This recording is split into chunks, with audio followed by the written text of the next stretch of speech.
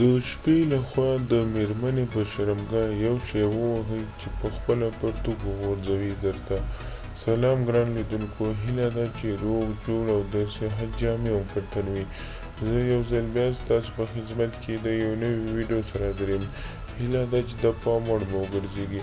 تر هر څه دمخه باید یادونه وکړم که زموږ چینل مو نه وي سبسکرایب کړی نو زموږ چینل سبسکرایب کړئ او په خوا کې ورسره د ګوني نشان ووهئ.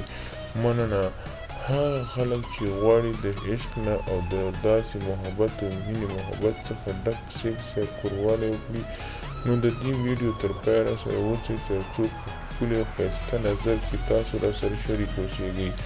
نو تاسو راځئ کولی شئ تاسو په دې طریقه د میرمنې سره عشقي او محبت څخه ډک سیکس وکړئ. لومړی تاسو داسې چل کولی شئ چې تاسو لومړی د میرمنې سره د عشق او محبت خبرې وکړئ. کله مو چې د عشق او محبت خبرې وکړئ نو وروسته تاسو کولی شئ دغه یو شی د میرمنې په شرمګاه استعمال کړئ او بیا تر شپې تر 10 دقیقو پورې په هره دقیقه کې تاسو کولی شئ 2 او 3 ځلې میرمنه راضي کړئ. یعنې تاسو کولی شئ په دې طریقه تاسو میرمن ډېر ژر خلاصه او انزال کړئ. نو تاسو کولی شئ د وسلین څخه استفاده وکړئ. د میرمنې شرمګاه د وسلین سره غوړولو ډېرې غټې او زیاتې ګټې لري. که تاسو چیرته غواړئ د میرمنې شرمګاه ښایسته شي نو تاسو کولی شئ په دې طریقه سیکس ورسره وکړئ او دا طریقه هم استعمال کړئ. که غواړئ د میرمنې شرمګاه مو ښایسته شي نو تاسو وسلین استعمال کړئ.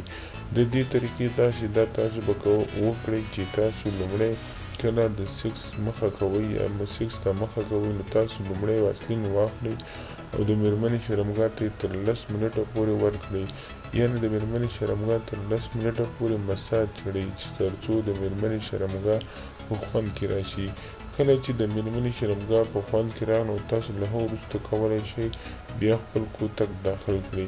یعنې دغه طریقه تر ټولو اسانه طریقه ده د میرمنې د خلاصون لپاره چې میرمن ژر انزال شي.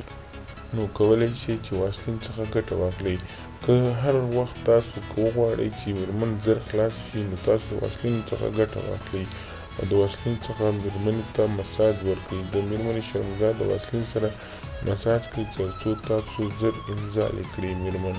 نو دغه طریقه تر ټولو بهترینه طریقه ده. که هغه خلک چې غواړي چې میرمن ژر خلاصه کړي نو کولی شي دا طریقه استعمال کړي. هیڅ کله هم وچ سیکس یا هم په وچه سیکس هیڅ کله مه کوئ، ځکه وچ سیکس داسې وي چې میرمنې شرمګاه هم په اذیت کېږي یا په عذابېږي او درد کوي. او که چېرته دغسې واسلین سره غوړه شي نو بیا ډېر خوند سره برابرېږي.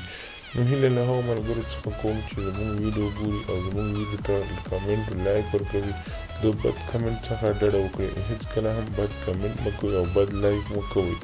خدای دې وکړي ملګرو زموږ ویډیو خوښ شي لایک کړئ، شیر یې کړئ، زموږ چینل هم سبسکرایب کړئ.